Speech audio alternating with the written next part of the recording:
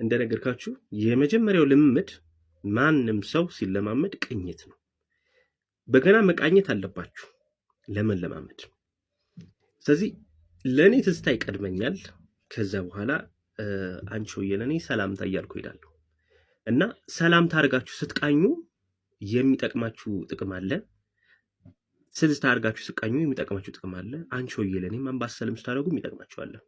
ሜጀር ስኬል ላይ ልምምድ ማድረግ ጥቅም አለው።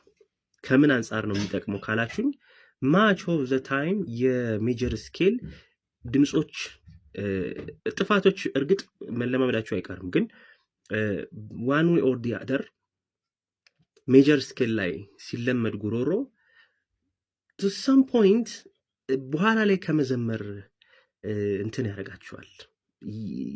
ትልቅ እውቀትም ችሎታም ይሰጣቸዋል። ማይነር ስኬሎች ላይ ወይንም ደግሞ ብዙ ግማሽ ድምጽ ያላቸው ድምጾች ላይ ልምምድ ስታረጉ አንድ የምታስተውሉት ነገር ምን አለ መሰላችሁ? በጣም በሚገርማችሁ ሁኔታ ማለት ነው ረጅም የሆኑ ሰዓታቶች ይመቻሉ። ግን ረጅም ሰዓታቶችን በሜጀር ስኬሎች ግን መለማመድ አትችሉም። ምክንያቱም ድምጻችን በባህሪው ይሄ ቀጥ ያሉ ድምጾችን ለማለት በጣም ረጅም ጊዜ ይወስድበታል። እና አሁን ይሄ ርዕስ ወደ ምን ያመጣናል? ድምጽን ይዞ መቆየት በምን መልኩ ይቻላል ነው። ስለዚህ ያንን መመለስ የምንችለው መጀመሪያ ቅኝቶችን መሰረት አድርገን ስልናመመድ ነው። በተለይም ሜጀር ስኬል የሆኑትን ማለት ነው። ስለዚህ ትዝታ ወይም ሰላምታ ሜጀር ስኬል ነው። ሰላምታ ትንሽ ከፍ ስለሚል ነው። ልምምዳችን ሁሌም ቢሆን እንደነገርኳችሁ ቅኝቱን በማለት ከቅኝቱ በኋላ ደግሞ ወደም በመምጣት ነው ወደ